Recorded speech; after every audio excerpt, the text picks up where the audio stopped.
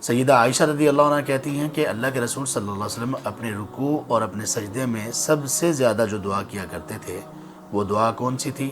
سبحانک اللہم ربنا وبحمدک اللہم اغفر لی، سبحانک اللہم ربنا وبحمدک اللہم اغفر لی۔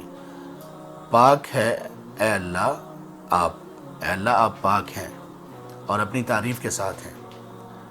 سبحانک اللہم ربنا وبحمدک اللہم اغفر لی، اور اے اللہ آپ مجھے معاف کر دیجئے۔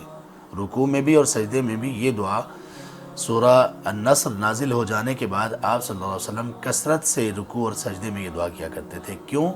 فسبح بحمد ربک واستغفرہ پر عمل کرتے ہوئے۔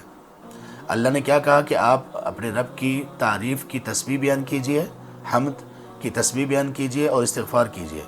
تو یہ جو دعا ہے اس میں کیا ہے؟ تسبیح۔ فسبح بحمد ربک، اس حکم پر کیا کہا آپ نے؟ سبحانک اللہم ربنا وبحمدک، یہ اس حکم پر کہا فسبح بحمد ربک، اس کے جواب میں سبحانک اللہم ربنا وبحمدک، اور واستغفرہ اس کے جواب میں کیا؟ اللہم اغفر لی۔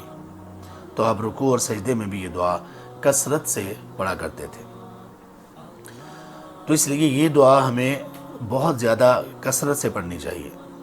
چلتے پھرتے، کوئی کام کرتے ہوئے، اگر بہنیں ہیں کچن میں ہیں تب صفائی ستھرائی کرتے ہوئے، بھائی ہیں باہر آگے پیچھے آنا جانا، کام کرنا، کوئی سودا صرف لے کر آنا، اور اسی طرح سے اگر اس دوران ڈرائیو کرنا یا کوئی بھی کام کرتے ہوئے جب کہ آپ کی زبان فارغ ہو تو استغفار کرتے رہیے، اور اگر نہ بھی فارغ ہو زبان تو زیادہ گفتگو کرنے سے اور لغو کلام، بے مقصد کلام کرنے سے یہ بہت بہتر ہے کہ ہم استغفار کریں۔